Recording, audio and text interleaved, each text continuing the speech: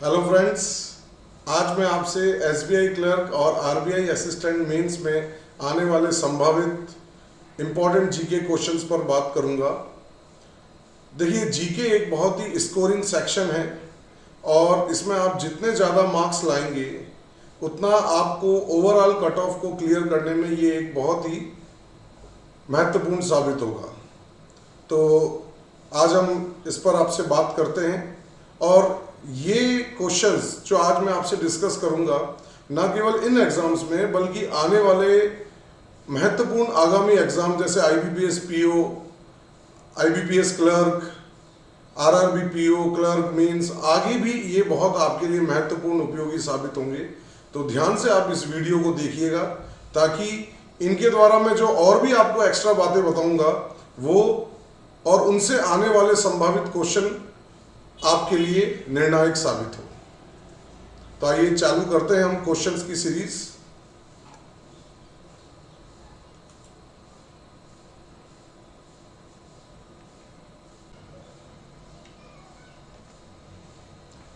देखिए, पहला क्वेश्चन है, which of one of the following statement is true regarding system based asset classification.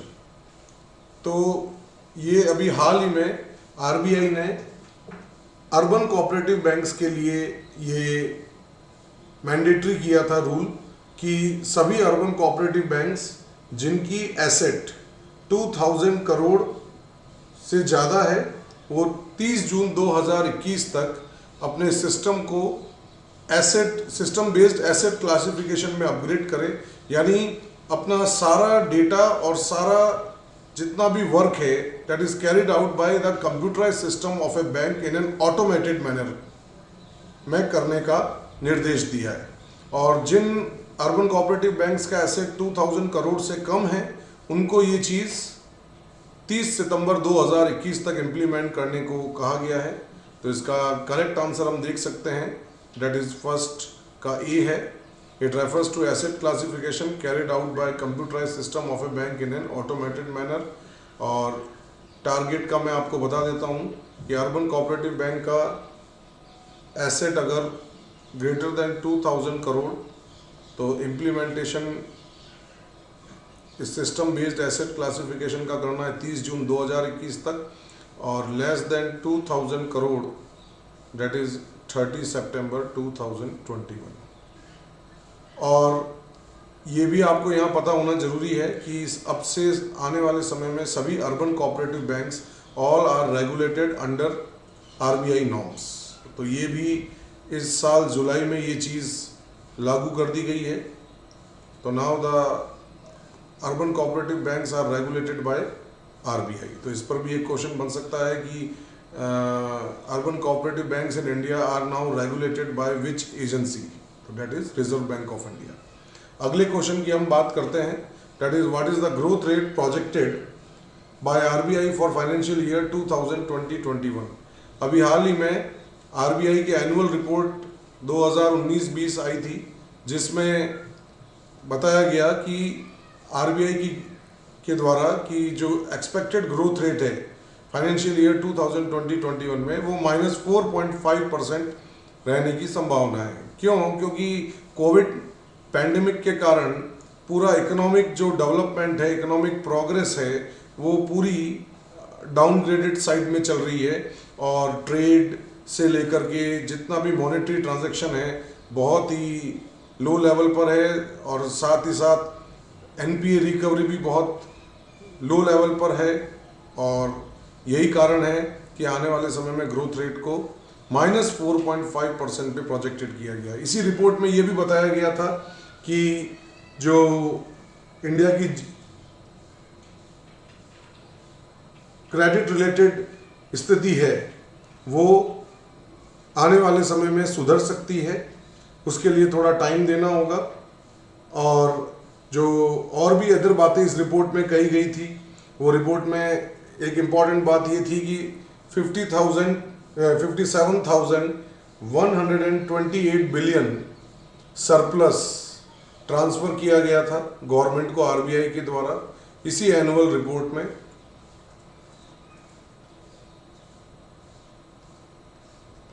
तो ये भी एक इम्पॉर्टेंट क्वेश्चन यहाँ बन सकता है। RBI transfer how much amount of surplus to the government, that is 57,128 billion rupees to the government.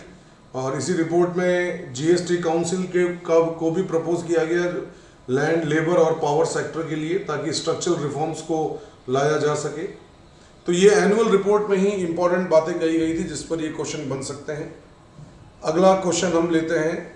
During 2019-20 the number of card payment transaction carried out through credit cards and debit cards increased by, that is 23.5% and 16.1%। जी हाँ, ये RBI की annual report में इसका जिक्र है और ये भी एक इम्पॉर्टेंट डेटा के रूप में है कि क्रेडिट कार्ड इंक्रीज हुआ है, number of card payment transaction 23.5%, जबकि debit card 16.1%। Next question, RBI ने अभी हाल ही में फाइनेंशियल एजुकेशन के लिए एक स्ट्रेटजी लॉन्च करी, that is national strategy for financial education for 2020-2025, और इसमें रिकमेंडेड किया था उन्होंने 5C अप्रोच। तो ये जो 5C अप्रोच है, ये इस पर एक क्वेश्चन बन सकता है कि इनमें से कौन सा C नहीं है। तो यहाँ मैं आपको बता देता हूँ 5C यहाँ पर जो है, that is content, capacity, community, communication and collaboration.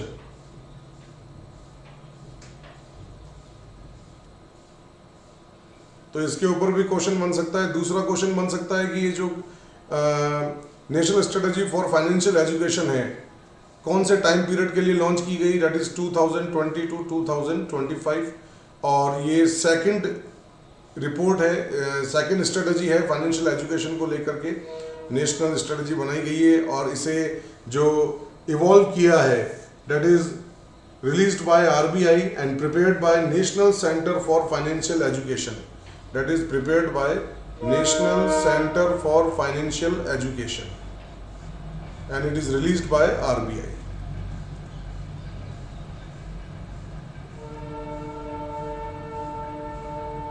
तो इसके ऊपर भी जो क्वेश्चन बनेगा, that is very important, और इसका मेन उद्देश्य ही फाइनेंशियल लेवल पर लोगों को अवेयर करना, एजुकेट करना, ताकि वो अपनी सेविंग्स और अपने राइट्स को जानते हुए सही तरीके से अपने मनी को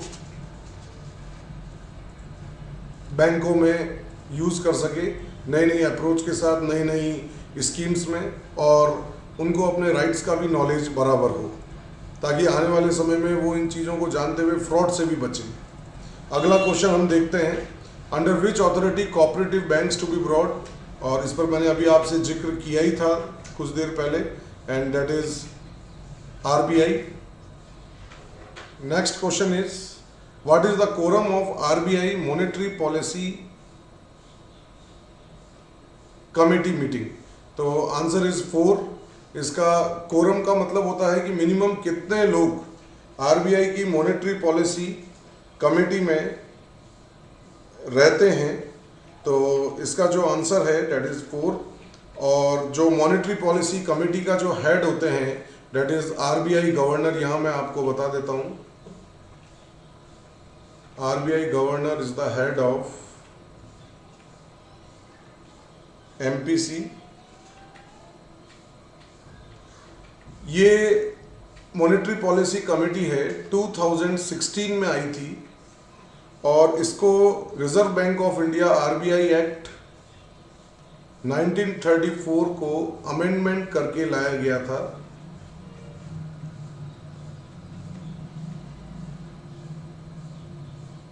ताकि इंडिया की जो मॉनेटरी पॉलिसी है उसको और ट्रांसपेरेंट और अकाउंटेबल बनाया जा सके। तो इसके अंदर जो क्वेश्चन जो बन सकते हैं वो मैंने आपको बता दिया, और इसमें जो एक मेन चीज़ होती है वो ये कि ये कमेटी इंडिया में बेंचमार्क बनाती है इंटरेस्ट रेट का, यानी इंटरेस्ट रेट्स जो हम सुनते हैं, repo rate, reverse repo rate, CRR, SLR, तो ये एक बेंचमार्क इंटरेस्ट रेट को फिक्स करती है मॉनेटरी पॉलिसी कमेटी। और इसके जो हेड होते हैं मैंने आपको बता दिया, that is the governor of the reserve bank of India. At present India के जो आरबीआई गवर्नर हैं दैट इज श्री शक्तिकांत दास।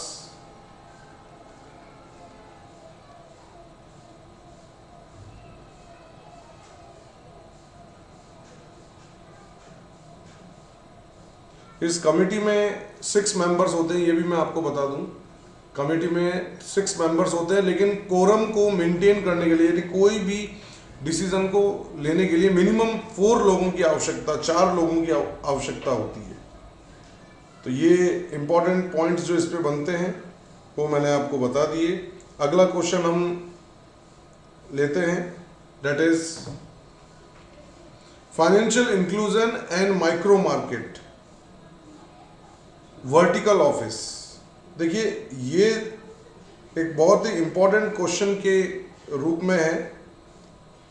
ये क्वेश्चन पूछा गया है कि this vertical office is associated with RBI, SBI, NITI Aayog.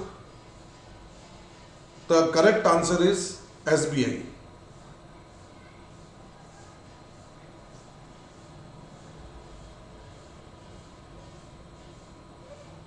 अब ये जो क्वेश्चन है, ये इसका मेन मकसद क्या है? देखिए मैं आपको बताता हूँ। इसका मेन मकसद है कि सर्विस क्वालिटी को इम्प्रूव करना। स्टेट बैंक ऑफ इंडिया ने एक सेपरेट बनाया है financial inclusion and micro market vertical office, उस और ये विद इन द बैंक है। मजे की बात देखिए, इसका मेन मकसद क्या है? That is quality services improve करना और फाइनेंशियल इंक्लूजन को एक्सक्लूसिव फोकस करते हुए, ताकि रूरल और सेमी अर्बन एरियाज में कस्टमर को ज़्यादा सुविधाएं प्रदान की जा सके। तो इसके अंदर एसबीआई ने लगभग 8000 ब्रांचें रूरल और सेमी अर्बन एरियाज की उसने आइडेंटिफाई की है, ताकि ज़्यादा से ज़्यादा वो better financial services in areas में कस्टमर्स को प्रोवाइड कर सके। तो ये एक इम्पॉर्टेंट क्वेश्चन है। नेक्स्ट क्वेश्चन आता है, reserve bank of India announced guard approach to deal with cyber security threats being faced by पहला digital payment system, public sector banks, urban cooperative and non banking financial companies. The correct answer is that is urban cooperative banks.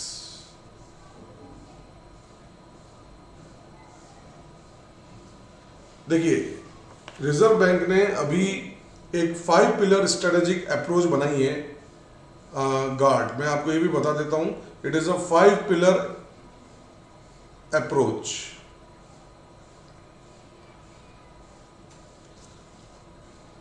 Guard बनाई है। इस 5 pillar approach जो guard को बनाया है, उसके अंतर्गत उन्होंने governance,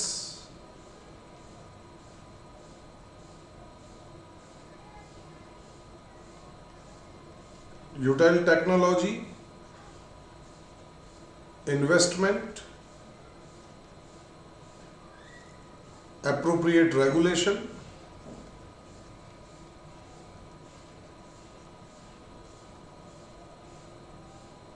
collaboration and IT and cyber security। ये 5 पिलर अप्रोच जो बनाई गई है, उसका मेन मकसद ही यही है कि अर्बन कोऑपरेटिव बैंक्स को और मजबूत किया जा सके।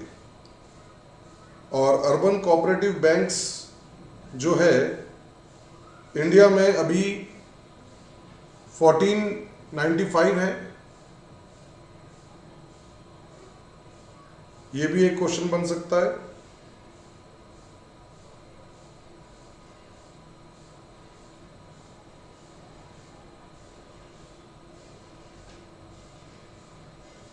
तो ये इंपॉर्टेंट क्वेश्चन है, आप ध्यान रखिएगा। अगला क्वेश्चन, और इसमें मेन चीज आप जो ध्यान रखिएगा कि ये किस चीज के लिए क्वेश्चन ऐसे भी पूछा जा सकता है कि recently a guard approach announced by RBI for urban cooperative banks to deal with which? That is to deal with cyber security threats. तो जो साइबर सिक्योरिटी थ्रेट्स है, मेन पर्पस ही अर्बन कोऑपरेटिव बैंक्स को strong बनाना है।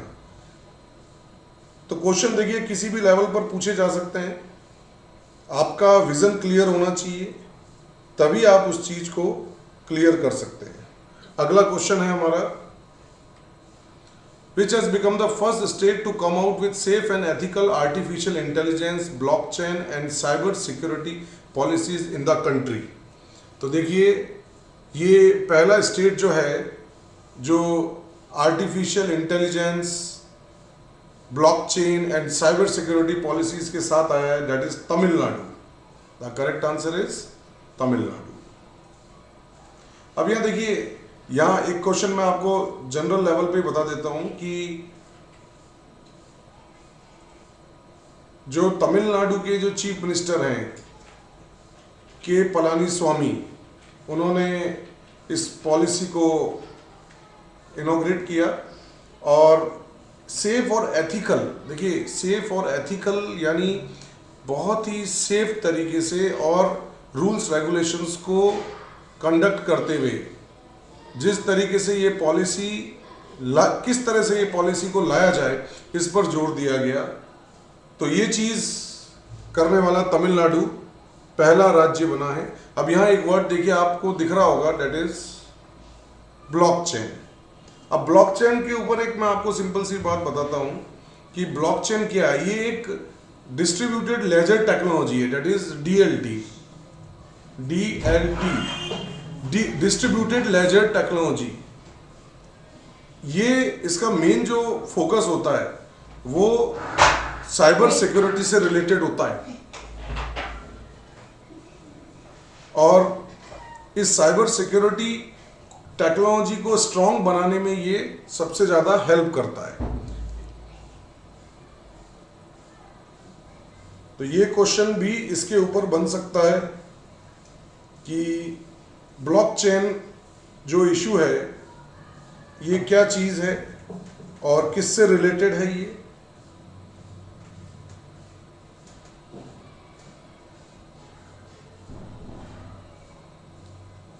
Next question हम लेते हैं,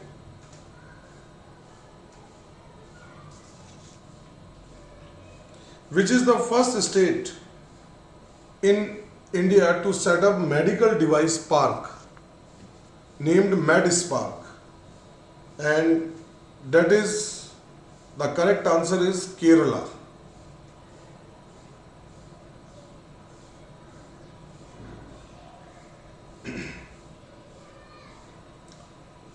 MedSpark का मतलब क्या है, that is a biomedical park. Biomedical park ये तिरुवनंतपुरम में एस्टैब्लिश किया जाएगा इन केरला। अगर मैं आपको बता देता हूँ, तिरुवनंतपुरम, और ये अनंतपुरम में स्थापित किया जाएगा। केरला के जो चीफ मिनिस्टर हैं, ये भी आप ध्यान रखिएगा, पिनारी विजयन।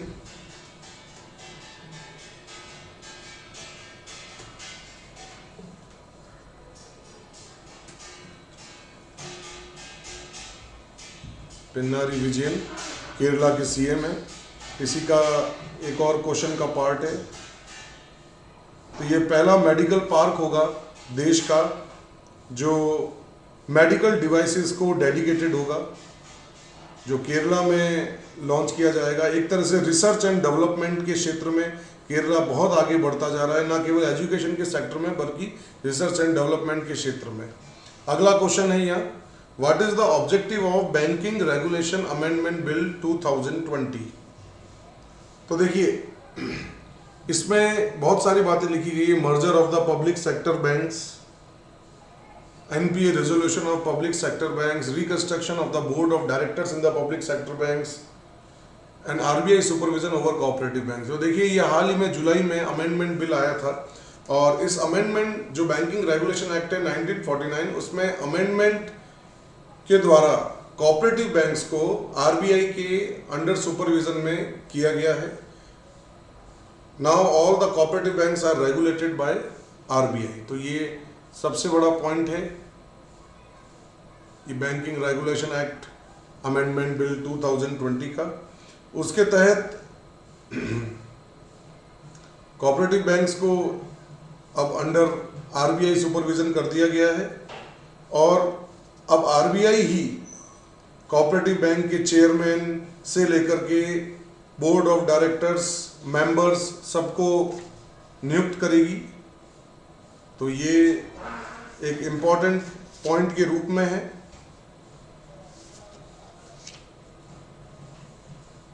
अगला क्वेश्चन देखिए, which state has launched the E Peek Pahani mobile application?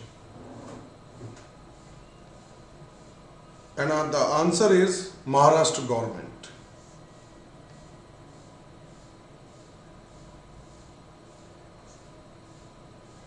ये जो E Peek Pahani mobile application है, इसका जो मेन मकसद है वो फार्मर्स की तकलीफों को दूर करना है, ताकि जो उनको सही प्राइस नहीं मिलती है वो मार्केट में मिल सके उनके उपज का।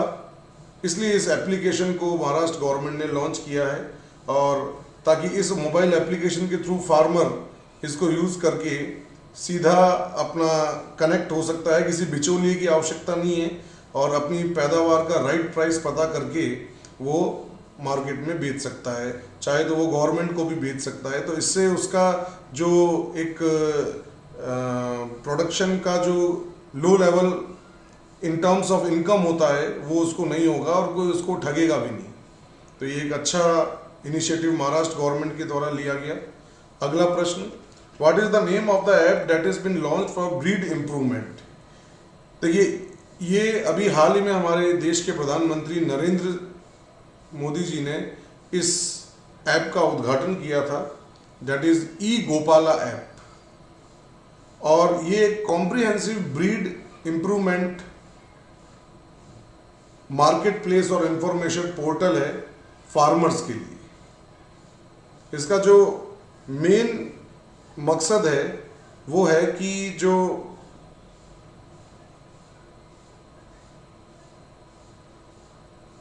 मार्केट में जो इंफॉर्मेशन है वो, और साथ में पशुओं को जो उनका उचित दाम मिलता है, चाहे वो उनके प्रोडक्ट्स का हो, चाहे वो उनका हो, उन पशुओं का हो, तो उस पर एक सही जानकारी प्राप्त हो सके और फार्मर्स इनका डायरेक्ट यूज कर सके। साथ ही ब्रीड को इम्प्रूवमेंट, यानी देखिए इसमें कई बातें की गई है फॉर ब्रीड इम्प्रूवमेंट, यानी अगर उनको अपनी ब्रीड यानी जो प्रजाति है उसको और इम्प्रूव लेवल पर लाना है, उसको कोई तकलीफ हो रही है तो उसको निदान करना है, तो एक तरह से एक ये कॉमन मार्केट प्लेस पोर्टल बनाया गया है। तो that is the E Gopala app. Next question is, what is the objective of recently launched SAROD ports? तो SAROD ports, it is a very important question. SAROD stands for what? That is, पहला question तो यहाँ पर ये बन जाता है, और यहाँ पर सरोद का मतलब है सोसाइटी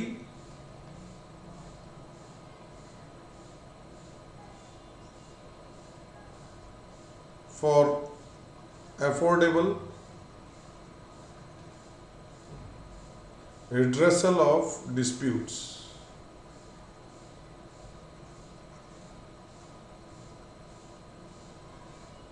तो ये society for affordable redressal of disputes है, और ये यूनियन शिपिंग मिनिस्ट्री, नाम से देखिए अंत में लिखा हुआ है पोर्ट्स, यानी शिपिंग मिनिस्ट्री ने ही इसको लॉन्च किया है। पोर्ट्स में जो बंदरगाहों में जो भी डिस्प्यूट्स होते हैं उनको अफोर्डेबल तरीके से उनको उन ग्रीवेंसेस को, समस्याओं को रिड्रेस किया जा सके, तो उसके लिए ये सरोद पोर्ट्स को लॉन्च किया गया है। जितने भी मैरीटाइम सेक्टर में डिस्प्यूट्स हैं उनको ये रिड्रेस करेगा और टाइमली मैनर में ये फेयर डिसीजन देगा। तो ये एक अच्छा डिसीजन शिपिंग मिनिस्ट्री के द्वारा लिया गया है। कई बार बंदरगाहों पे कई तरह की समस्याएं आती हैं शिपिंग को लेकर के, तो उनका समाधान एक बहुत ही इजी लेवल पर हो सकेगा। Next question, which organization has launched a scheme called 5 star villages? देखिए, it is a very important question and the correct answer is department of post. Department of post ने ये 5 स्टार विलेज स्कीम लॉन्च की थी under the coverage of flagship postal schemes in rural areas of the country. इसका main मकसद क्या था? देखिए, 5 star villages, sorry, इसका बेसिक कंसेप्ट आप समझ चुके होंगे कि 5 स्टार हैं इसके अंदर।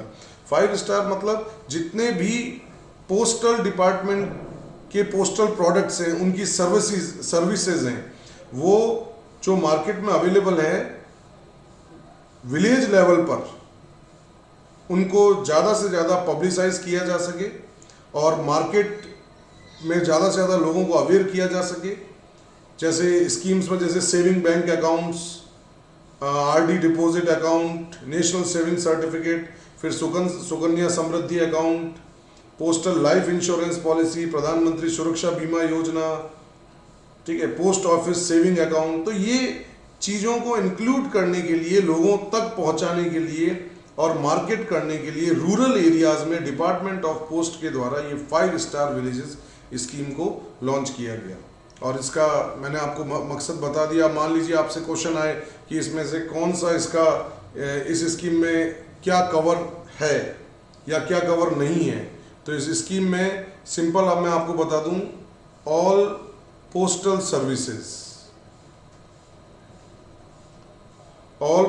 Services and products awareness and reach up to rural villages। अब इसमें मैंने आपको जैसे भी बोला, saving bank account,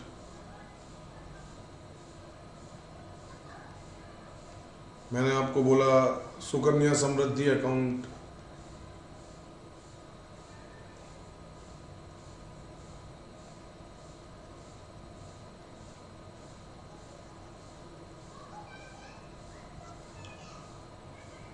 postal life insurance,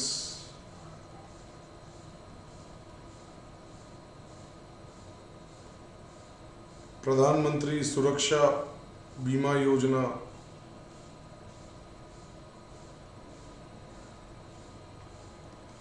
और पोस्ट ऑफिस सेविंग अकाउंट।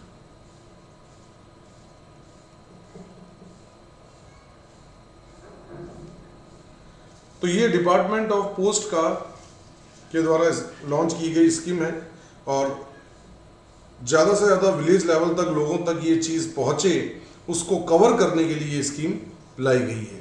जितने ज़्यादा लोग, क्योंकि देखिए पोस्टल डिपार्टमेंट एक ऐसा डिपार्टमेंट है जहाँ उसकी पहुँच हर गांव से लेकर शहर से लेकर हर जगह तक है इंडिया में। तो अगर, लेकिन सबसे बड़ा ड्रॉबैक भी यही है कि विलेज लेवल पर लोगों को आज तक ज़्यादा चीज़ों का अवेयरनेस नहीं है, तो उन तक ज़्यादा अवेयरनेस पहुंचाने और उनको ज़्यादा लिंक करने के लिए ये स्कीम गवर्नमेंट के द्वारा लाई गई। अगला सवाल देखें, government of India has constituted 3 member expert committee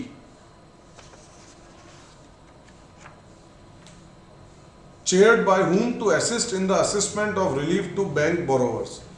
तो देखिए, ये जो कमेटी है, राजीव महर्षि जो हमारे फॉर्मर सीएजी रहे हुए हैं, उनकी अध्यक्षता में बनाई गई और उसका जो मकसद है,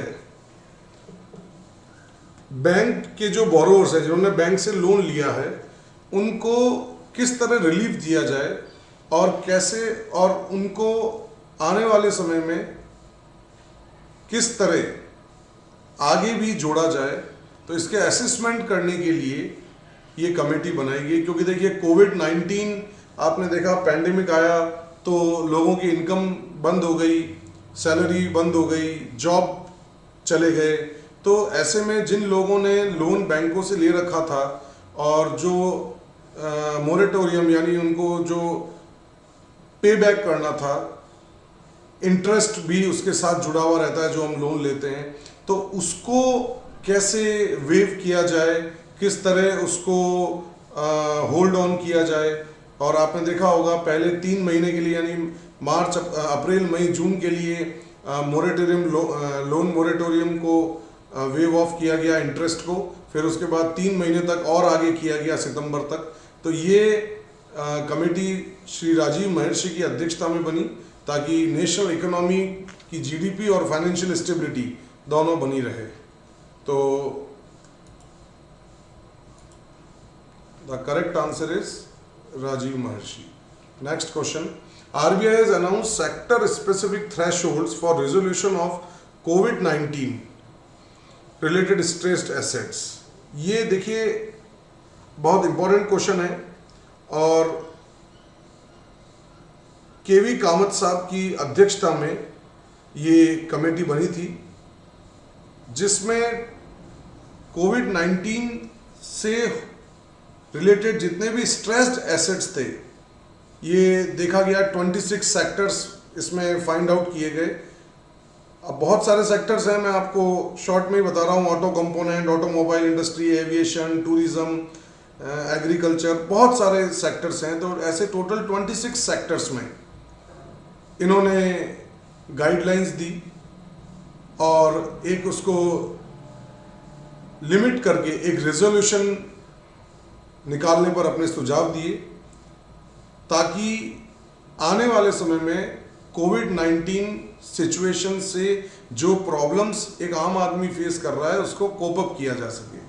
तो ये committee chairman Shri KV Kamath साहब की अध्यक्षता में थी।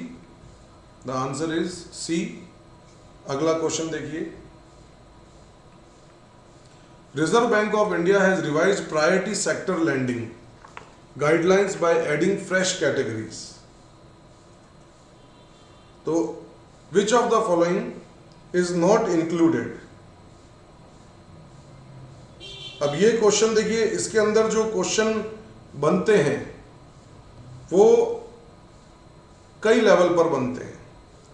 पहला तो जो क्वेश्चन बनता है कि what do you mean by priority sector. सबसे पहला क्वेश्चन तो मैं आपको यही बोलना चाहूंगा कि what do you mean by priority sector landing. तो पहला क्वेश्चन तो यही बनता है। अब प्रायोरिटी सेक्टर लैंडिंग को मैं आपको बिल्कुल सिंपल तरीके में बताता हूँ। वो सेक्टर हमारे कंट्री के जो प्राइमरी लेवल पर प्रायोरिटी रखते हैं। जैसे एक सिंपल सी बात बोलूँ मैं आपको, agriculture, micro and small enterprises, housing.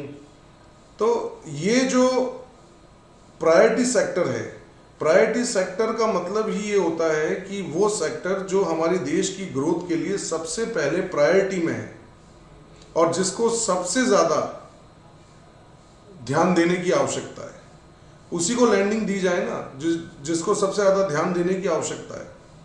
तो वो होता है प्रायोरिटी सेक्टर लैंडिंग। अब इसमें क्या क्या जो चेंजेस किए गए हैं उस पर क्वेश्चन पूछा गया है। तो उसके अंदर जो क्वेश्चन है वो ये कि which of the following is not included. तो मैं आपको यहां बता दूं कि इसमें पहला ऑप्शन दिया हुआ है bank finance to start up to ₹50 crore. ये बिल्कुल किया गया है। नेक्स्ट दिया है loans to farmers for installation of solar power plants. ये भी है। Loans for setting up compressed biogas plants, ये भी है। And loans for toy making, this is not correct. So the correct answer is which is not included in the fresh categories, that is loans for toy making। तो questions आप थोड़ा ध्यान रखिएगा ये, क्योंकि ये revised priority sector landing guideline थी। ये अभी हाल ही में जुलाई में आरबीआई ने इसको रिवाइज किया है। तो मैंने आपको यहाँ बताया कि देखिए पहला क्वेश्चन जो बनेगा वो प्रायोरिटी सेक्टर लैंडिंग। क्वेश्चन ऐसा भी बन जाता है कि which of the following sector is not included in priority sector. तो देखिए मैं आपको यहाँ थोड़ा सा क्लियर कर दूँ कि प्रायोरिटी सेक्टर में कौन कौन से सेक्टर काउंट होते हैं, जैसे agriculture, MSME sector, education, housing, social infrastructure, export credit, startups,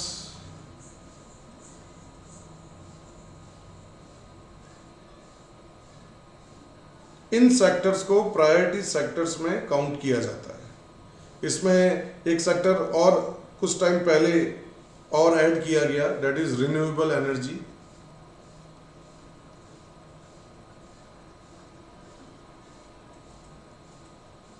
और अब जो बात की गई है वो जो आपके सामने ही है, फ्रेश, कि भाई इन चीज़ों को रिवाइज गाइडलाइंस में जोड़ा गया है।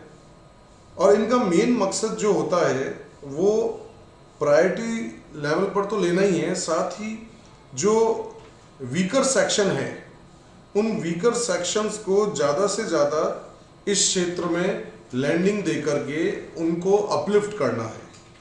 बेनिफिशरीज इसके farmers, self help groups, individual women, ठीक है, इन लोगों को बनाया जाता है ताकि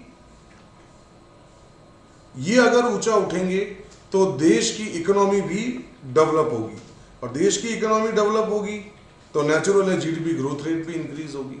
अब इसके लिए भी अलग अलग टारगेट्स दिए गए हैं बैंकों को, जिसमें बोला गया है कि देखिए जो हमारी पब्लिक सेक्टर बैंक्स हैं जितने भी, या जिसे हम कह सकते हैं शेड्यूल कॉमर्शियल बैंक्स, वो टोटल प्रायोरिटी सेक्टर का 40% जो है वो प्रायोरिटी सेक्टर को देगी। यानी जितना भी टोटल जो लोन प्रोवाइड किया जाता है उसका 40% गिवन इन प्रायोरिटी सेक्टर। ये आरबीआई के द्वारा निर्देशित है।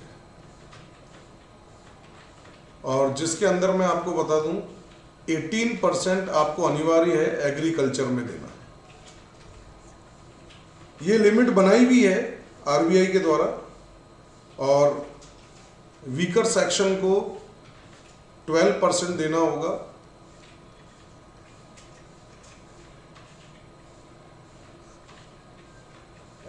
ये जो मैंने आपको बताया that is for domestic commercial banks.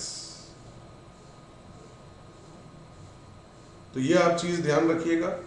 और यहीं पर अगर आपको क्वेश्चन ये भी बन सकता है कि 7.5% माइक्रो सेक्टर एंटरप्राइजेस को देने का टारगेट है।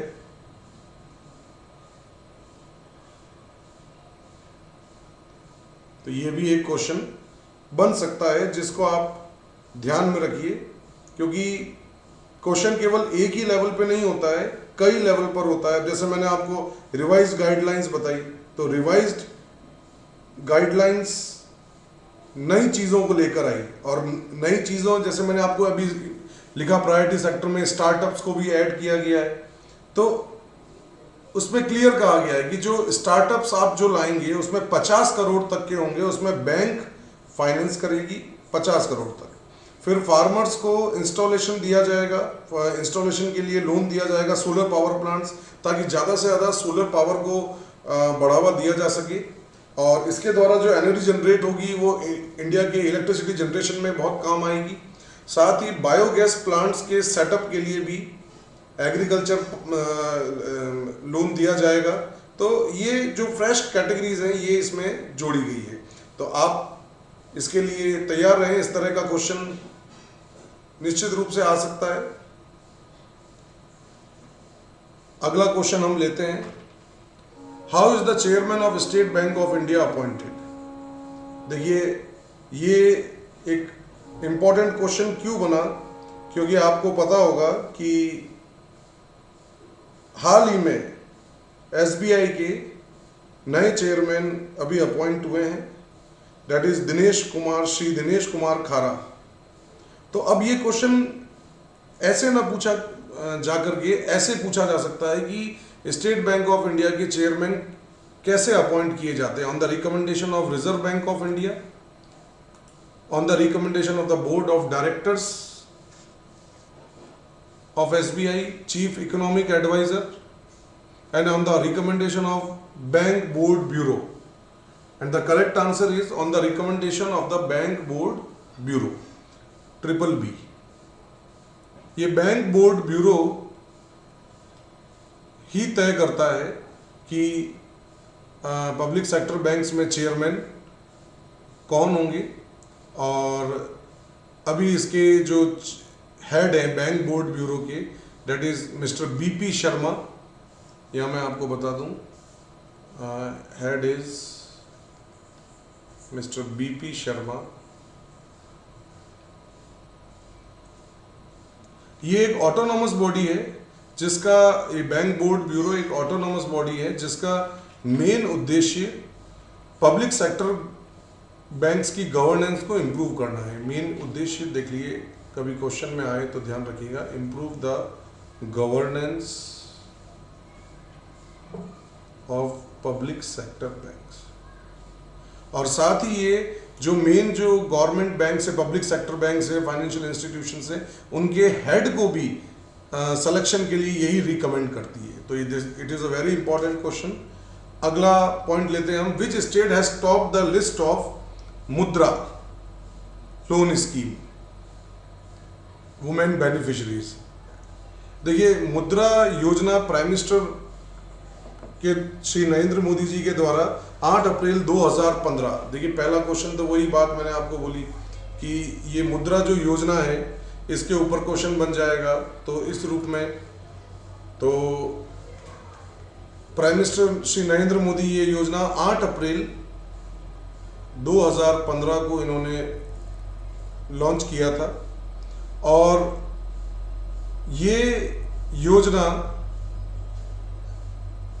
से रिलेटेड कई क्वेश्चन होते हैं। जैसे मैं आपको बोलूं, मुद्रा का फुल फॉर्म क्या है, that is micro unit development refinance agency. तो ये आप यहाँ ये भी ध्यान रखिए।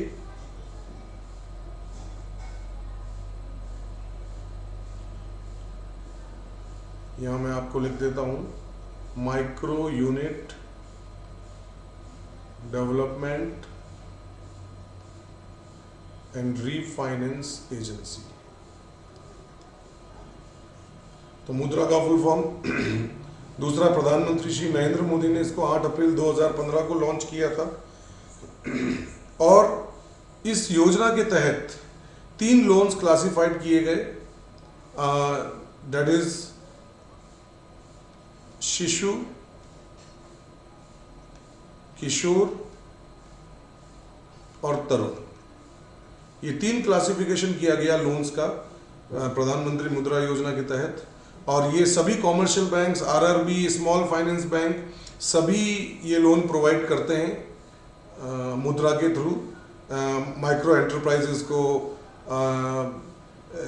नॉन कॉरपोरेट सेक्टर को, up to 10 lakh rupees, up to ₹10 lakh. तो क्वेश्चन देखिए ये भी बनता है कि मुद्रा के तहत मैक्सिमम लोन की लिमिट क्या है, दैट इज ₹10 लाख। अब शिशु में जो लोन दिया जाता है, शिशु योजना के तहत इस मुद्रा योजना में जो पार्ट बनाया गया है, दैट इज अप टू ₹50,000। फिर किशोर में अप टू ₹5 लाख, और तरुण में अप टू ₹10 लाख। तो इसका मेन मकसद ज़्यादा से ज़्यादा माइक्रो एंटरप्राइजेस, जो सूक्ष्म और लघु उद्योग हैं, उनको ज़्यादा से ज़्यादा प्रोत्साहित करना है, ताकि हमारा जो डोमेस्टिक डेवलपमेंट है, जो प्रधानमंत्री ने आत्मनिर्भर भारत की बात की थी, उस लक्ष्य को अर्जित किया जा सके। और इसमें जो क्वेश्चन हमने देखा अभी, विच state has topped, and the correct answer is Tamil Nadu. Over 15 crore loans have been disbursed to women। तो ये तमिलनाडु ने इसमें टॉप किया है वुमेन कैटेगरी में। अगला क्वेश्चन देखिए, which of the following has launched E Baat. देखिए ये ई बात क्या है, पहला तो ये क्वेश्चन यहीं पर बन जाता है, डेट इज ई से इलेक्ट्रॉनिक और बात से होता है बैंकिंग अवेयरनेस एंड ट्रेनिंग। अब आपके लिए ये पहला क्वेश्चन तो यही हो गया।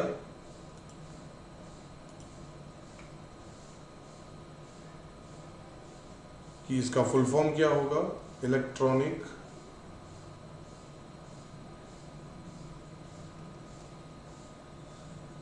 Banking awareness and training, and it is launched by reserve bank of India.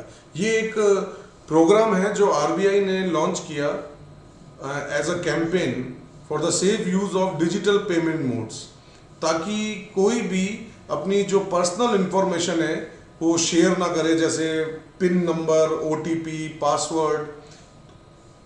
तो ये अवेयरनेस प्रोग्राम्स आरबीआई ई बात के थ्रू चलाता है, और ये एक बहुत इंपॉर्टेंट क्वेश्चन है। अगला देखिए question, which is the first domestic bank in India to deploy satellite data to power farm credit assessment.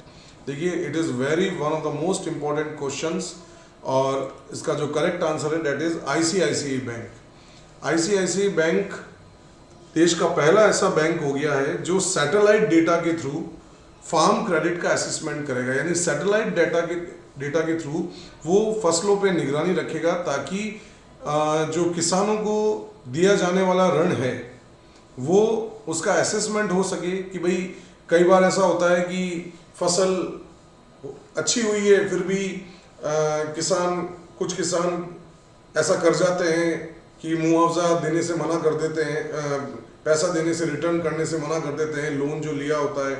तो ऐसी स्थिति में सही क्रेडिट असेसमेंट करने के लिए ये फर्स्ट ऑफ इट्स काइंड किसी बैंक ने ये कदम उठाया है, और इसको अभी महाराष्ट्र, मध्य प्रदेश और गुजरात में के कुछ गांवों में इसको उसने पायलट बेसिस पे स्टार्ट किया है। तो it is very important question. अगले क्वेश्चन पे चलते हैं हम।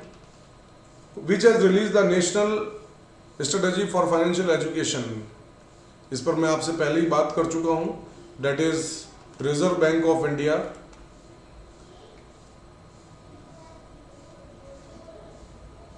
अगला प्रश्न, which is the first US company to be valued at $2 trillion on the stock market. देखिए ये जो पहली यूएस कंपनी है दैट इज एप्पल। आप इसको हम क्लिक कर देते हैं, दैट इज एप्पल।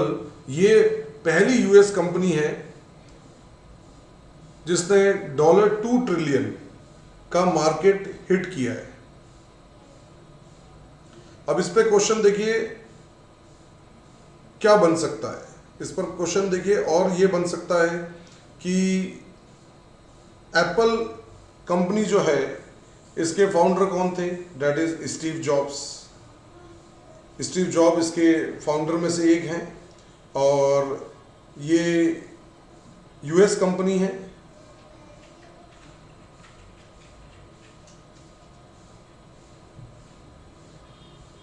तो ये इंपॉर्टेंट पॉइंट है इसके लिए। अगला क्वेश्चन हम लेते हैं,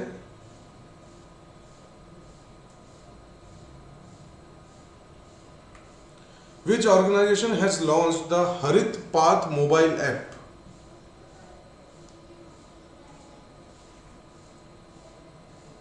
हरित पाथ मोबाइल ऐप, अब नाम में ही देखिए आप, पाथ यानी रास्ता और हरित दैट इज हरियाली को शो करता है।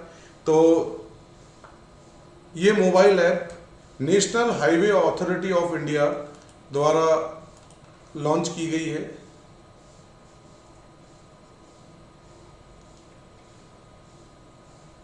अब यहाँ एक क्वेश्चन मैं आपको एक्स्ट्रा बता देता हूँ जो बन सकता है कि नेशनल हाईवे अथॉरिटी किस मिनिस्ट्री के अंतर्गत आता है। मान लीजिए इसके ऊपर क्वेश्चन बन गया तो that is under ministry of road transport and highway, और इसके जो कैबिनेट मिनिस्टर हैं वो कौन है, यूनियन मिनिस्टर श्री नितिन गडकरी।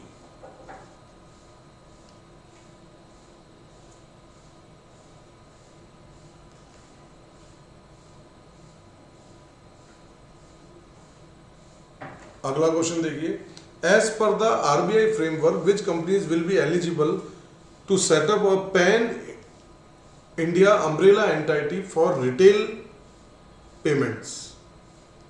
तो इसका जो करेक्ट आंसर है that is with a net worth of over ₹500 crore, those companies whose net worth is more than ₹500 crore will be eligible to set up an umbrella entity। देखिए इस पर अच्छा क्वेश्चन बनने का ये है कि ये गाइडलाइंस आरबीआई के द्वारा दी गई है और अभी तक केवल National payment corporation of India ही इस एंटिटी का पार्ट थी। अब उन्होंने कंपनीज को भी आमंत्रित किया है जो white label ATM, general ATMs और भी जो सर्विसेज हैं रिटेल पेमेंट्स की, Aadhaar based payment and remittances services, इन सब को अंडर वन अम्ब्रेला मैनेज और ऑपरेट कर सकती है। तो उसके लिए मिनिमम जो नेटवर्थ रखी है डेट इज ₹500 करोड़। तो ये इंपॉर्टेंट क्वेश्चन के रूप में है, ये पैन इंडिया अम्ब्रेला एंटिटी को लेकर बनेगा और आरबीआई गाइडलाइन के अंतर्गत है ये।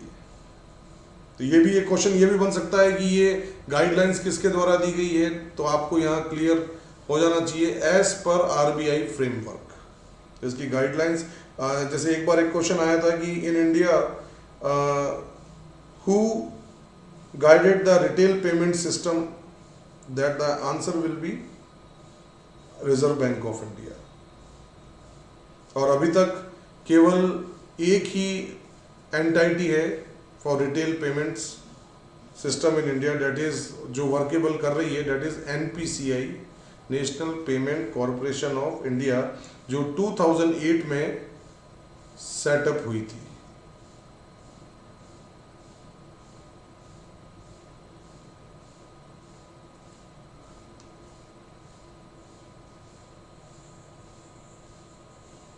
अगला क्वेश्चन देखें, the term positive pay system is sometime mentioned in the news in the context of the affairs of.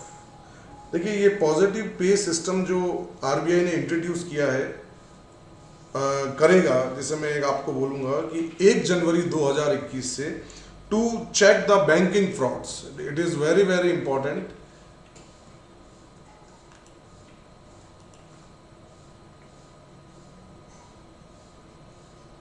to the in the context of the affairs of check payments.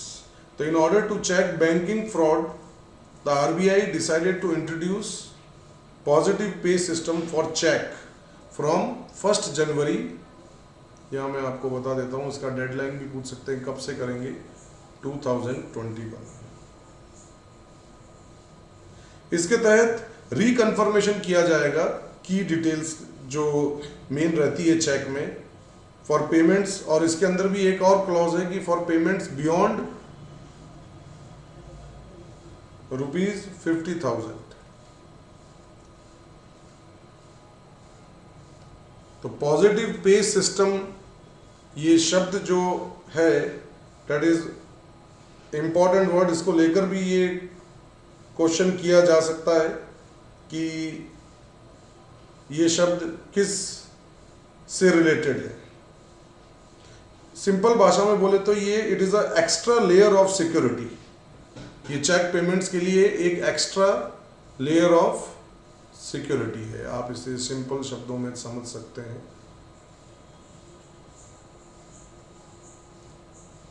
अगला प्रश्न है हमारा, RBI decided to maintain the contingency risk buffer of 5.5% at the minimum threshold recommended by the Jalan committee.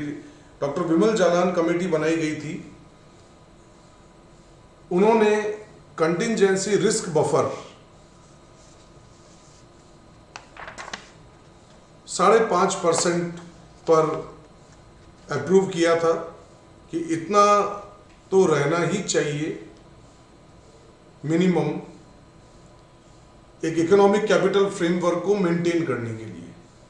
और इसी economic capital framework के तहत ही आपने देखा होगा हाल ही में आरबीआई ने गवर्नमेंट को अपना सरप्लस ट्रांसफ़र किया है, जो मैंने थोड़ी देर पहले ही आपको बताया था, 57,128 करोड़ इस साल के लिए।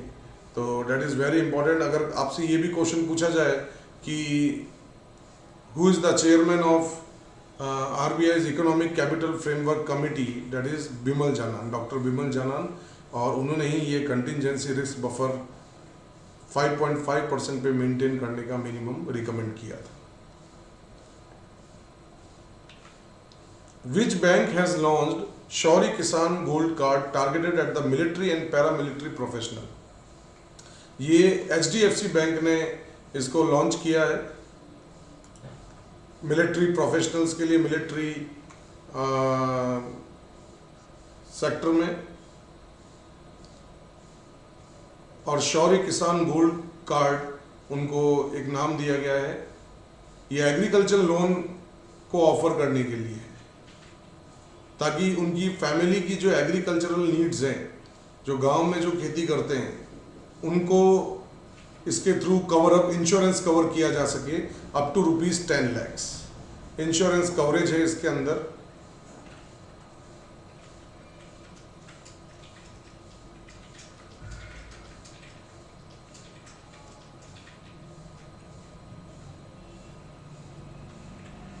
नेक्स्ट क्वेश्चन है, to commemorate the birth centenary of which of the following a crater has been named after him in August 2020?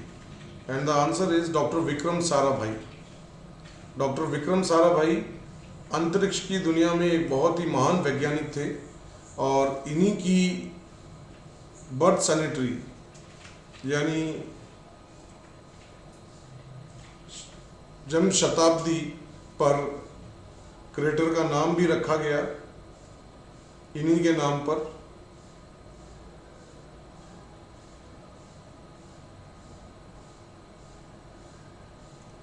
Next question, which tax platform was launched by Prime Minister on August 2020? And the answer is Transparent Taxation Honoring the Honest। ये एक platform launch किया प्रधानमंत्री मोदी जी के द्वारा उन लोगों के लिए जो इजी वे में अपने रिफंड्स और जो ऑनेस्ट टैक्स पेयर्स हैं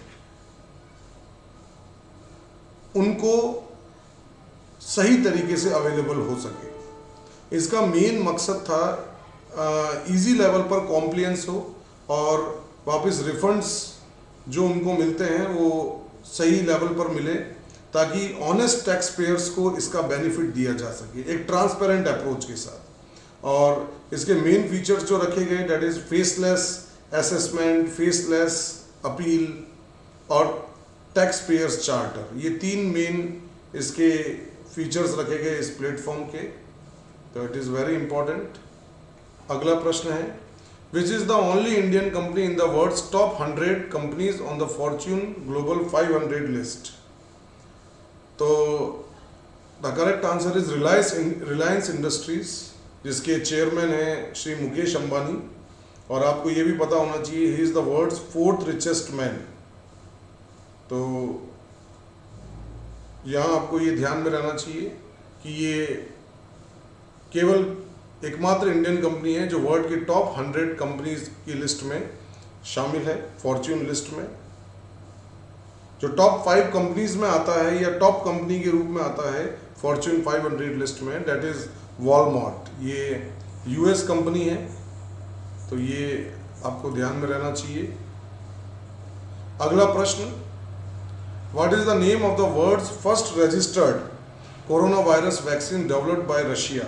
That is Sputnik 5. Sputnik V बोल सकते हैं आप इसको. Sputnik V, that is the first registered coronavirus vaccine developed by Russia, और उसका ट्रायल भी हो चुका है.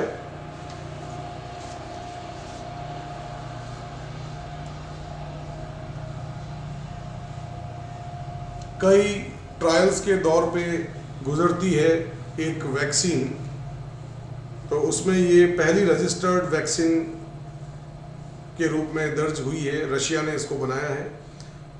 अगला प्रश्न देखिए. The term regulatory sandbox sometime mention in the news is usually refers to. देखिए ये एक बहुत इंपॉर्टेंट क्वेश्चन है, क्योंकि आरबीआई ने ये एक नया टर्म निकाला है 2020 में, रेगुलेटरी सैंडबॉक्स. अब रेगुलेटरी सैंडबॉक्स है क्या, उस पर ये क्वेश्चन पूछा गया है. तो डेट इज व्हाट.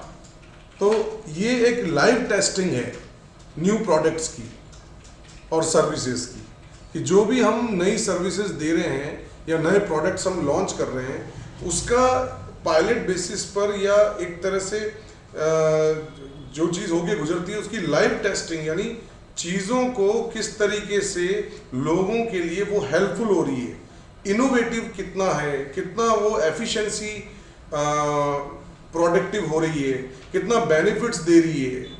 तो सैंडबॉक्स है क्या? एक सैंडबॉक्स एक तरह से एक कंट्रोल्ड एनवायरनमेंट है जिसमें नए प्रोडक्ट्स या नई सर्विसेज की लाइव टेस्टिंग होती है, ताकि आने वाले समय में रेगुलेटर्स को परमिट किया जा सके. और इसमें जो क्वेश्चन जो बनता है वो ये रहता है कि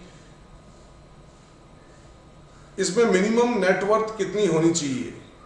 कोई भी अगर आपको सैंडबॉक्स लॉन्च करना है एंटाइटी को, तो उसमें मिनिमम नेटवर्थ कितनी होनी चाहिए. क्योंकि देखिए कोई भी आप चीज़ प्रोडक्ट लॉन्च करते हैं तो प्रोडक्ट लॉन्चिंग के साथ साथ कई क्रिटिकल असेसमेंट भी होता है, कई रिस्क भी होता है. तो मिनिमम नेटवर्थ 25 लाख रुपीस रखी गई है as per latest audited balance sheet. तो अगर मैं यह बात करूं कि आपको मिनिमम नेटवर्थ कितनी होनी चाहिए, डेट इज ₹25 लाख.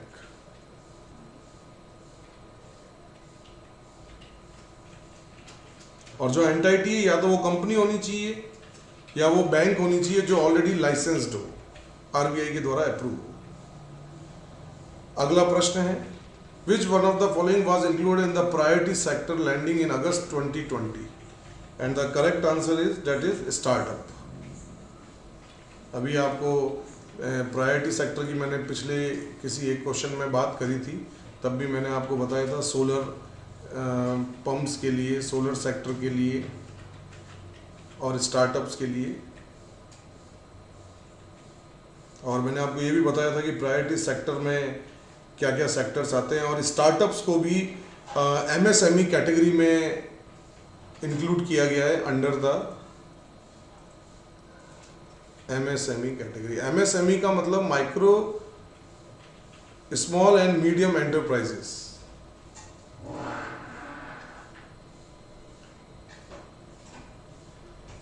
अगला प्रश्न है, in which state India's first lichen park has been developed. Lichen एक वनस्पति है, पौधा है, जो इकोलॉजिकल बहुत सेंसिटिव है और ये प्योरिटी, एयर प्योरिटी को शो करता है. अगर कहीं पर लिशन वनस्पति अब प्रोड्यूस नहीं हो पा रही है तो इसका मतलब है कि उस सराउंडिंग एनवायरनमेंट में पॉल्यूशन बहुत हाई लेवल पर है. तो ये उत्तराखंड ने पहला ऐसा राज्य है जहां पर इंडिया का जिसने लिशन पार्क डेवलप किया है, और ये प्योरिटी ऑफ एयर को शो करता है. तो आंसर इज उत्तराखंड. अगला प्रश्न है, who has been appointed as the lieutenant governor of Jammu and Kashmir. देखिए हाल ही में प्रेसिडेंट श्री रामनाथ कोविंद जी ने श्री मनोज सिन्हा को जम्मू कश्मीर का लेफ्टिनेंट गवर्नर अपॉइंट किया, और इससे जो पहले जो लेफ्टिनेंट गवर्नर थे वो गिरीश मुर्मू थे, तो उनकी जगह ये नए लेफ्टिनेंट गवर्नर हैं, और इन्हें प्रेसिडेंट ने अपॉइंट किया है। तो क्वेश्चन ऐसे भी आ जाता है कि recently lieutenant governor of Jammu Kashmir Shri Manoj Sinha has been appointed, which of the following या हु अपॉइंटेड देम, तो answer is the president of India. और जम्मू कश्मीर आपको पता ही होना चाहिए कि it is a union territory. Who has been appointed as controller and auditor general of India, that is Shri Girish Chandra Murmu, जो अभी मैंने आपको जिक्र किया जम्मू कश्मीर के लेफ्टिनेंट गवर्नर थे पहले, उनको अब कंट्रोलर एंड ऑडिटर जनरल नियुक्त किया गया है। और जो इससे पहले कंट्रोलर एंड ऑडिटर जनरल थे, इनसे जस्ट पहले, that is Shri Rajiv Maharshi CAG थे। एक सीएजी का जो कार्यकाल होता है, यहाँ इंपॉर्टेंट पॉइंट मैं आपको बता देता हूँ, it is a period of 6 years, 6 years और up to 65 years of age. यहां एक बात और आपको बता देता हूं कि CAG appointed by the president of India.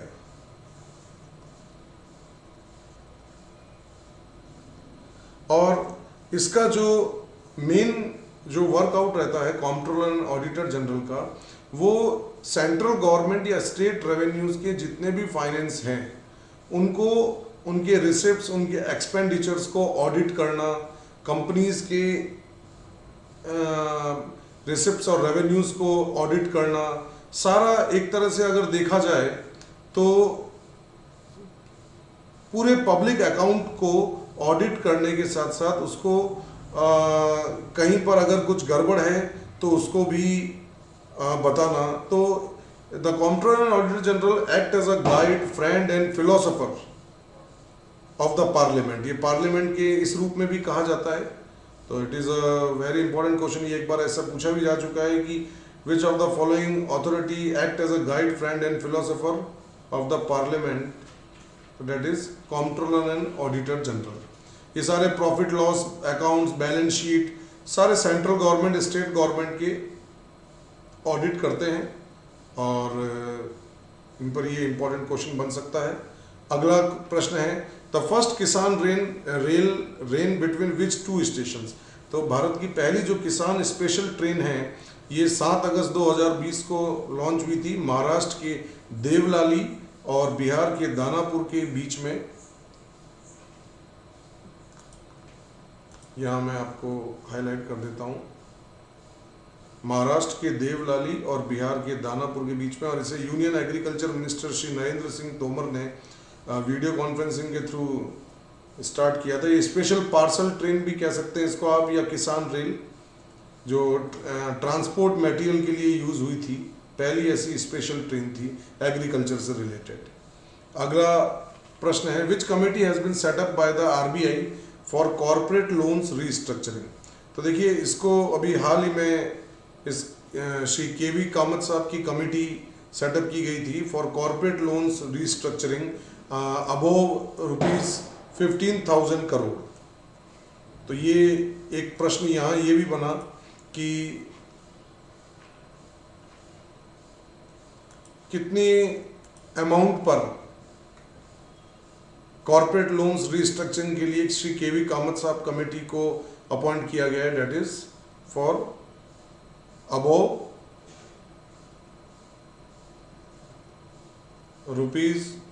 ₹15,000 crore.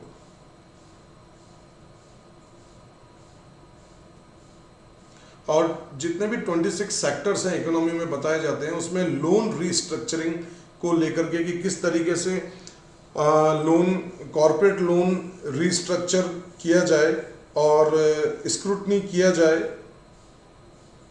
ताकि जो फ्रॉड्स होते हैं या जो जिस तरह की प्रॉब्लम्स एसोसिएट होती है वो कम से कम हो और एक सही तरीके से फ्रेमवर्क बनाया जा सके। कई ऑर्गेनाइजेशंस भी इसमें सहायता करते हैं, लेकिन जितना इजी फॉर्म होगा उतना ही ज़्यादा कॉरपोरेट डेब्ट बैंक्स के लिए और कंपनीज के लिए एक इजी सर्विस के रूप में काउंट होगा।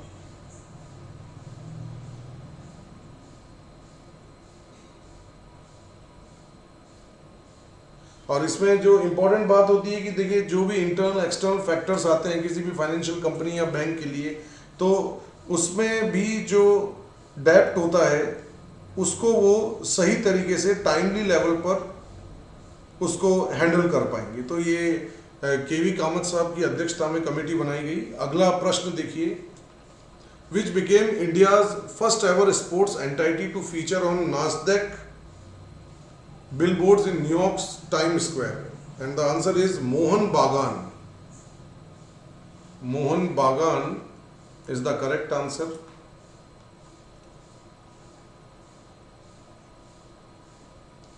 ये इंडियन फुटबॉल क्लब है मोहन बागान। ये कंट्री का पहला ऐसा स्पोर्ट एंटाइटी है जो नास्डैक बिलबोर्ड, नास्डैक आपको पता होना चाहिए। क्वेश्चन बन सकता है कि भाई नास्डैक कहाँ का स्टॉक एक्सचेंज है, डेट इज यूएसए। तो नास्डैक बिलबोर्ड पर इसको फीचर किया गया है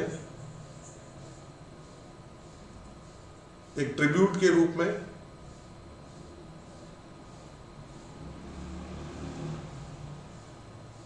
अगला प्रश्न, which state has launched Parivar Pehchan Patra initiative, and the answer is Madhya Pradesh. Parivar Pehchan पत्र ये मध्य प्रदेश नहीं, ये हरियाणा ने लॉन्च किया था। हरियाणा गवर्नमेंट ये एक यूनिक आइडेंटिटी कार्ड के रूप में लेके आई परिवार पहचान पत्र, जिसके तहत हर फैमिली को एक सिंगल यूनिट के रूप में कंसीडर किया जाएगा और उसको 8 डिजिट का एक आइडेंटिफिकेशन यूनिक कोड दिया जाएगा ताकि उसका एक अपना पहचान पत्र बन सके। तो ये हरियाणा गवर्नमेंट के द्वारा स्टार्ट की गई योजना है। अगला प्रश्न है, कुशक बकुला रिम्पोचे एयरपोर्ट ये कहाँ पे लोकेटेड है? ये हाईलाइटेड था न्यूज़ में। तो ये एयरपोर्ट लद्दाख में रीजन के अंतर्गत आता है और लद्दाख की राजधानी आप जानते ही हैं क्या है, डेट इज लेह। तो ये जो एयरपोर्ट है Kushak Bakula Rimpoche airport, that is at Leh.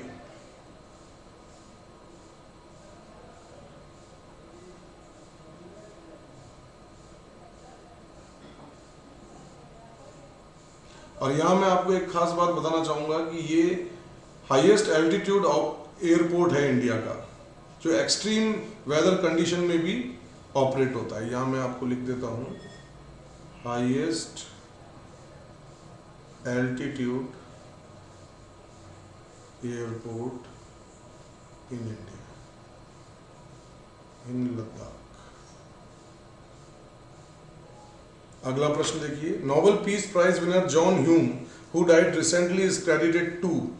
देखिए ये एक बहुत फेमस पॉलिटिशियन थे, बहुत बड़े विजनरी थे, जिन्होंने नॉर्दर्न आयरलैंड में वॉयलेंस को एंड करने में, ख़त्म करने में बहुत बड़ी भूमिका निभाई थी। एग्रीमेंट कराया था इन्होंने और इन्हें उस टाइम में architect of northern Ireland piece agreement के रूप में भी जाना जाता है। तो इसका सही आंसर है and violence in northern Ireland.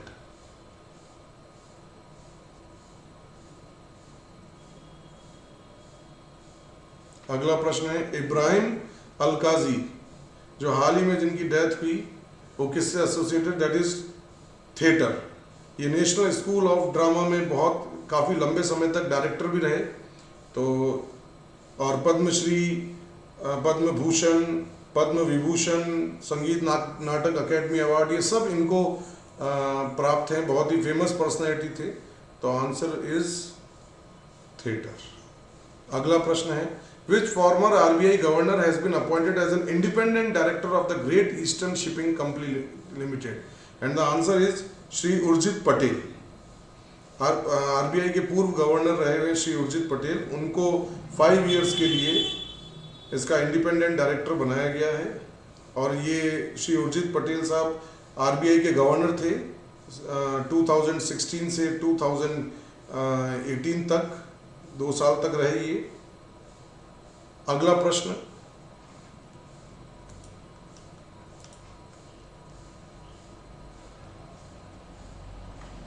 साथी application is an initiative by that is tourism ministry. तो इसका जो करेक्ट आंसर है, साथी एप्लीकेशन टूरिज्म मिनिस्ट्री की देन है। और ये इसका मेन पर्पस था to assist the hospitality industry. जो टूरिज्म में हॉस्पिटलिटी होती है, मेहमान नवाजी, उसको प्रमोट करना, ताकि सेफली चीज़ों को ऑपरेट किया जा सके अमंग स्टाफ, एम्प्लॉयज, गेस्ट, सारे होटल्स में। तो that is Saathi application. Next question, who becomes the first Indian women pilot to fly Rafale? और ये बहुत फेमस है, that is Shivangi Singh. Lieutenant Shivangi Singh become the first women fighter pilot of India to fly the Rafale combat aircraft. आपको पता होना चाहिए कि 29 जुलाई को राफेल फाइटर प्लेन इंडिया के अंबाला बेस पर उतरे, और अभी हाल ही में शिवांगी सिंह ने इसको अभी उड़ाया है। तो ये पहली वुमेन बनी है जो कि उत्तर प्रदेश के वाराणसी से बिलोंग करती हैं। तो first women fighter pilot of India to fly the Rafale combat aircraft. और यहाँ एक क्वेश्चन आपको और बता देता हूँ कि राफेल लड़ाकू विमान इंडिया ने किससे लिए हैं? That is with France. और फ्रांस की भी अगर मैं बात करूँ तो that is French Dassault aviation company इसको बनाती है, राफेल को। उससे हमने ये राफेल लड़ाकू विमान लिए हैं। Next, what is the food grain production target for the 2020-21 crop year? तो जो फूड ग्रेन प्रोडक्शन टारगेट है वो रखा गया है 301 मिलियन टन रखा गया है 2020-21 के लिए। देखिए अभी मानसून भी बहुत अच्छा है और इस बार खूब अच्छी बारिश रही इंडिया में। तो गवर्नमेंट ऑफ इंडिया ने टारगेट भी रिकॉर्ड 301 मिलियन टन का रखा है, पिछले साल से भी ज़्यादा। और उम्मीद है कि खरीफ की फसल काफ़ी अच्छी पैदावार होने की उम्मीद है। Next, where was India's first corona virus airport testing facility launched? And that is at Delhi international airport limited. पहला ऐसा रहा जहां पर कोविड-19 टेस्टिंग फैसिलिटी लॉन्च की गई। अगला प्रश्न, which state has launched Garima scheme to improve the socio economic condition of sanitation workers? And that is Orissa. Orissa के चीफ मिनिस्टर श्री नवीन पटनायक ने ये स्कीम लॉन्च करी for the dignity of sanitation workers. तो इसमें जितने भी सैनिटेशन वर्कर्स हैं और उनकी फैमिली है, तो उन पूरी पॉपुलेशन सैनिटेशन वर्कर्स की इससे बेनिफिटेड होगी। और इसके तहत उनको health, life insurance, educational institutions में प्रायोरिटी, ग्रांट, हाउसिंग असिस्टेंस, ये सब इस योजना के तहत, गरिमा के तहत उनको मिलेगा। और ये महात्मा गांधी की जो अभी 150th बर्थ एनिवर्सरी हमने 2019 में मनाई है, उसके तहत ये उड़ीसा गवर्नमेंट ने एक बहुत बड़ा कदम उठाया है उनको रिगार्ड्स देते हुए, ताकि ऐसे लोगों को भी जो मैनुअल स्कैवेंजर के रूप में काम करते हैं, उनको इक्वलिटी और सोशल डिग्निटी के साथ समाज से जोड़ा जा सके। अगला प्रश्न,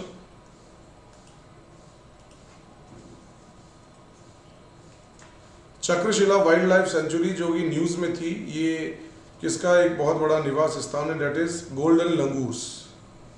ये चक्रशिला जो वाइल्ड लाइफ सेंचुरी है ये आसाम में है। एक तो मैं आपको यहाँ ये बता देता हूँ कि that is located at Assam.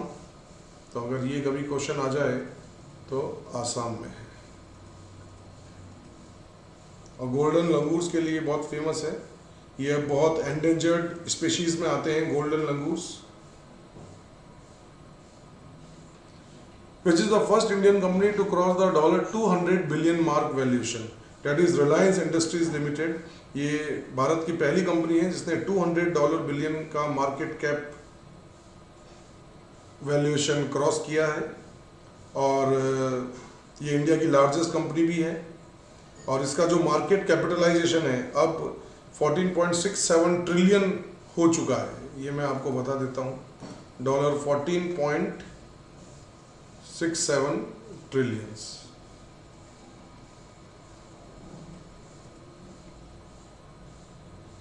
अगर वर्ल्ड लेवल पे बात करूं तो सबसे ज़्यादा मार्केट वैल्यू जो कंपनी है डेट इज एप्पल। अगर आपको कभी पूछा जाए कि which company is the world's most valued company with a market value of $2 trillion,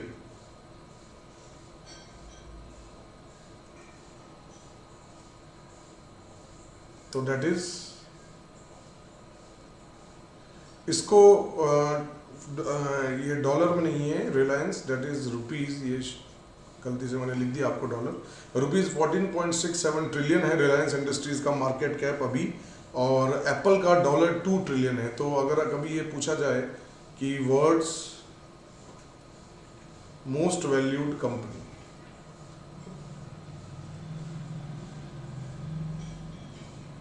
अगला प्रश्न, which state has been named the best performer in the state startup ranking?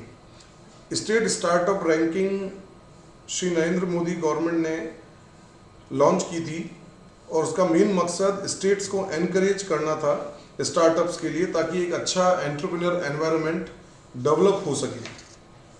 तो इस जो स्टार्टअप रैंकिंग है सेकंड टाइम अगेन ये launch हुई है। इसमें सबसे बेस्ट परफॉर्मर में गुजरात आता है, और यूनियन टेरिटरीज में अंडमान एंड निकोबार सबसे बेस्ट परफॉर्मर्स में। और वहीं टॉप परफॉर्मर्स, देखिए बेस्ट परफॉर्मर्स अलग चीज़ है और टॉप परफॉर्मर्स अलग चीज़ है, किसी तरह का कोई डाउट मत रखिएगा। तो बेस्ट परफॉर्मर्स में स्टेट्स में गुजरात आता है, यूनियन टेरिटरीज में अंडमान एंड निकोबार। वहीं टॉप परफॉर्मर्स पिछले साल की तरह इस बार भी कर्नाटक और केरला रहे हैं। तो मैं यहाँ आपको एक अलग से और बता देता हूँ, top performers Karnataka and Kerala.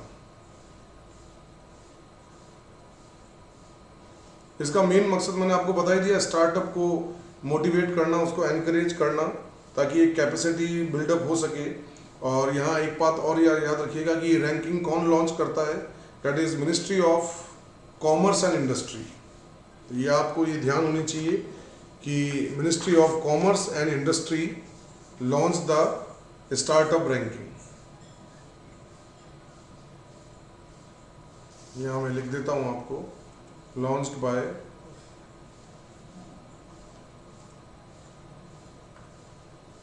Ministry of commerce and industry.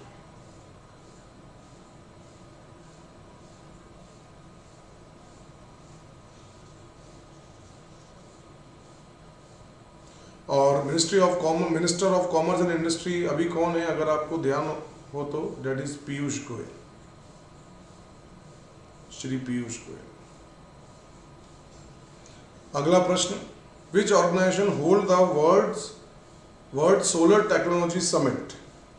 तो world solar technology summit international solar alliance ने लॉन्च किया था फिक्की के साथ मिलकर के, और ये पहला ऐसा समिट था। तो answer is international solar alliance.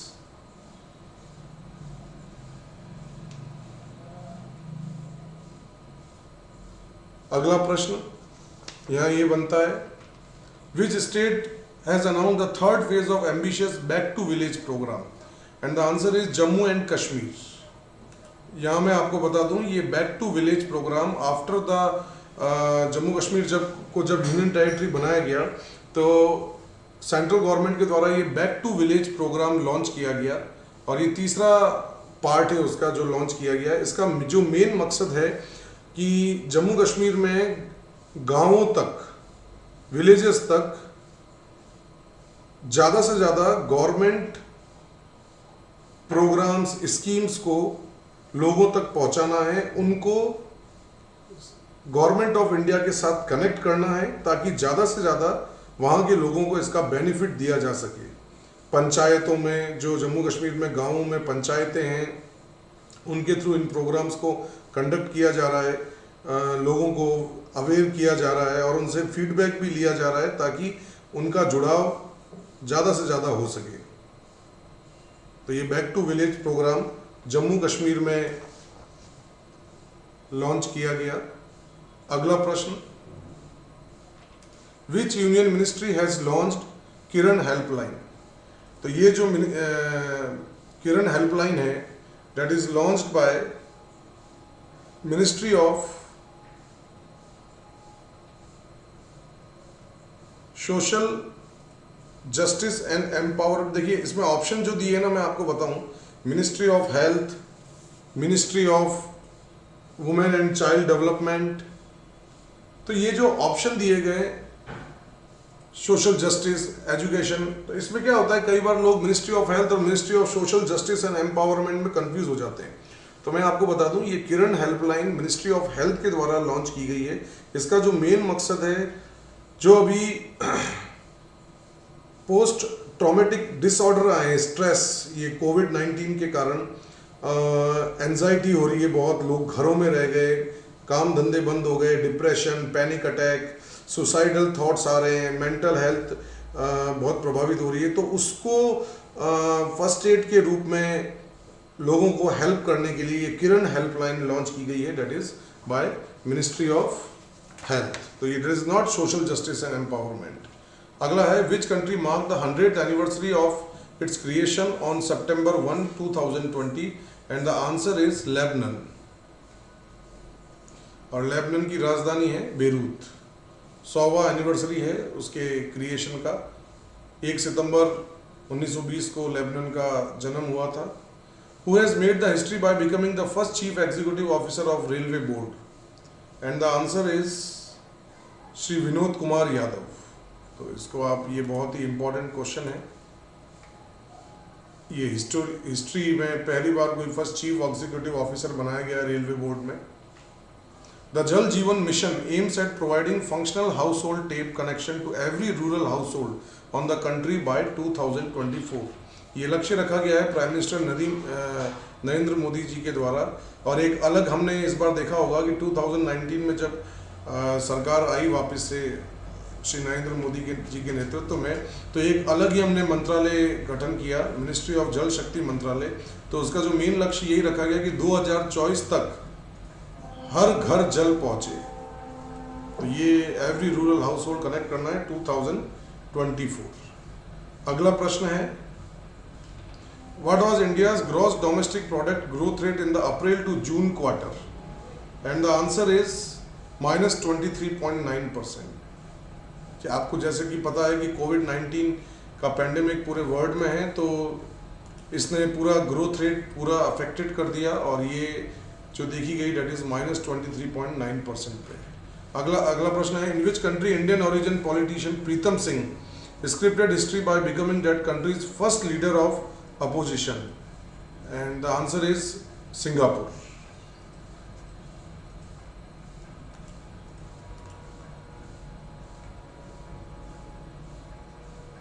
अगला प्रश्न देखिएगा, in which country the new supreme court building has been constructed with Indian grant assistant? It is very very important question and the answer is Mauritius. यहाँ आपको ये पता होना चाहिए, एक तो देखिए एक्स्ट्रा जानकारी में, कि मॉरिशियस की राजधानी क्या है, दैट इज पोर्ट लुइस। और वहाँ की जो सुप्रीम कोर्ट की बिल्डिंग है उसके लिए इंडिया ने ही हेल्प करी है असिस्टेंस के रूप में। और आपको यहाँ ये भी ध्यान होना चाहिए कि जो मॉरिशियस है वहाँ की करेंसी मॉरिशियन रुपी है। तो इट इज़ वेरी इंपॉर्टेंट, क्योंकि देखिए इंडिया की करेंसी भी इंडियन रुपी है, तो यहाँ आपको ये भी ध्यान होना चाहिए कि मॉरिशियन की करेंसी क्या है, मॉरिटियन रुपी। और एक बात आपको और बताऊं कि मॉरिशियस जो है ये इंडियन ओशियन में, अफ्रीका कॉन्टिनेंट के पास एक कंट्री है, आइलैंड है, आप ये समझिए। तो ये इंडियन ओशियन में आता है मॉरिशियस। अगला प्रश्न है, विच union ministry has launch the mobile app मौसम। अब नाम से ही आप समझ जाइए कि मोबाइल ऐप जो मौसम है वो किसने लॉन्च की है, that is ministry of earth sciences.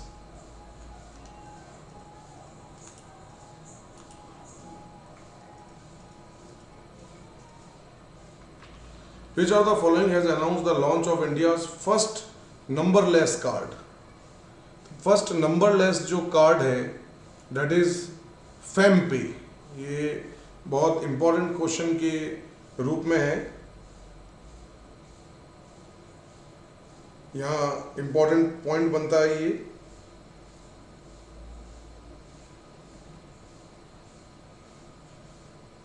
और इसी पर पहले भी क्वेश्चन बन चुका है ये कि ये फेम पे announce the launch of India's first numberless card.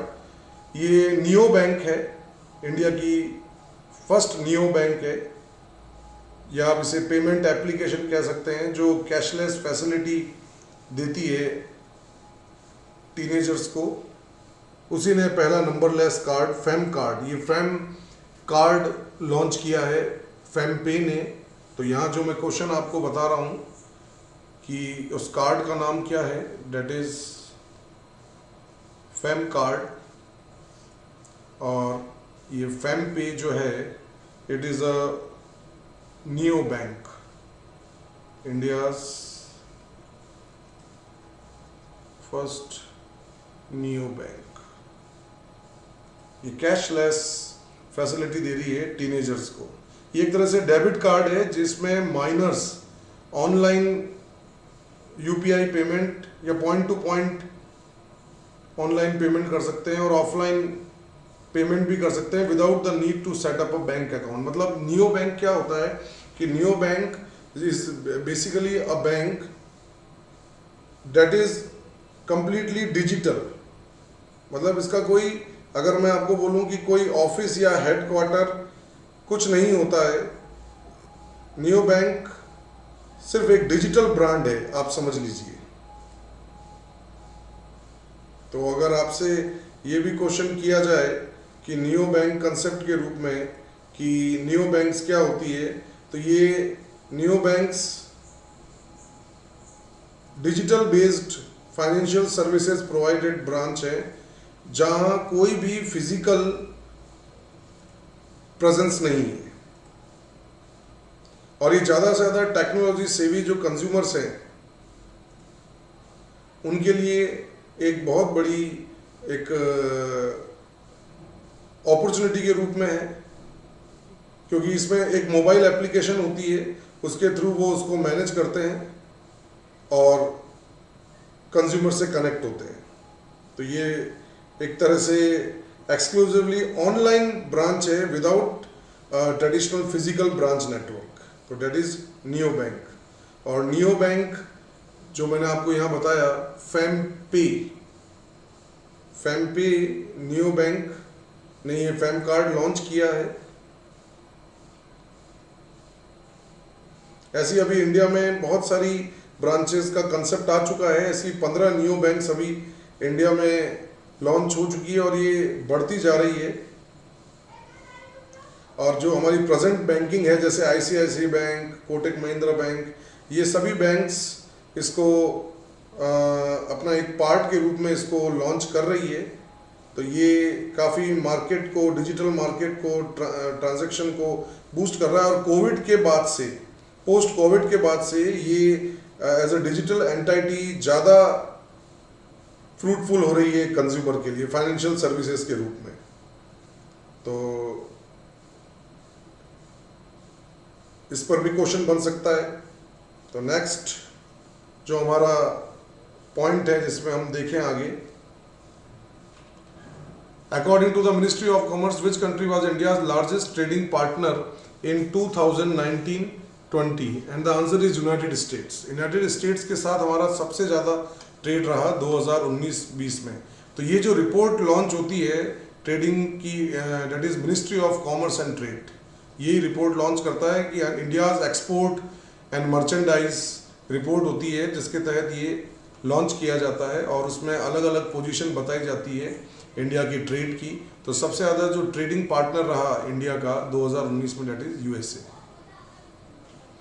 In which state was the India's first E Lok Adalat held? And the answer is Chhattisgarh.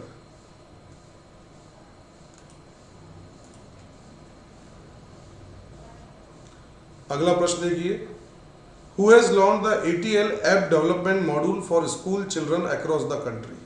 And the answer is Ministry of Human Resource Development. अब देखिए human resource development का अब नाम नया change होकर के हो गया है मिनिस्ट्री ऑफ एजुकेशन, जैसे कि न्यू एजुकेशन पॉलिसी 2020 में बताया।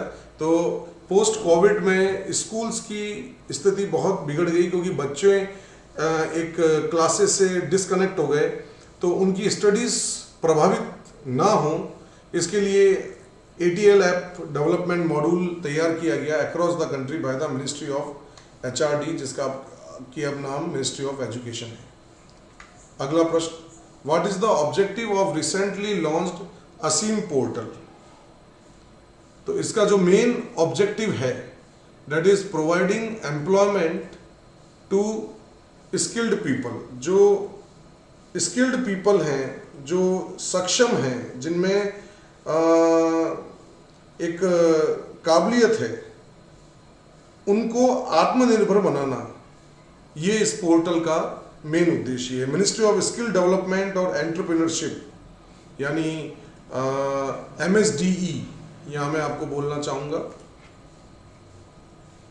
तो ये जैसे क्वेश्चन ये भी किया जा सकता है कि किस मिनिस्ट्री के द्वारा ये लॉन्च की गई, that is MSDE launched by ministry of skill development and entrepreneurship. और ये आत्मनिर्भर बनाने की तरफ एक बहुत बड़ा कदम है ताकि स्किल पीपल को सही अपॉर्चुनिटीज मिल सके अपनी लिवलीहुड चलाने के लिए।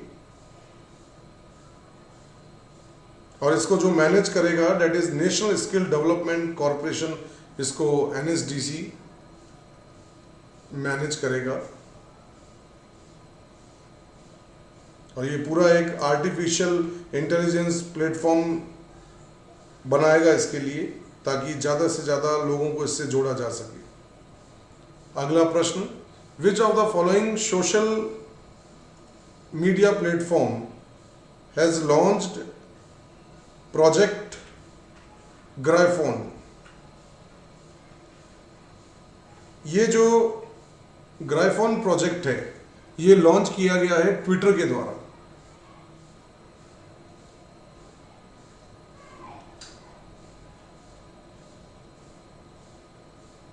तो ये ट्विटर इस पर काम कर रहा है। ये एक टीम है ग्राइफोन वेब इंजीनियर्स की, जो पेमेंट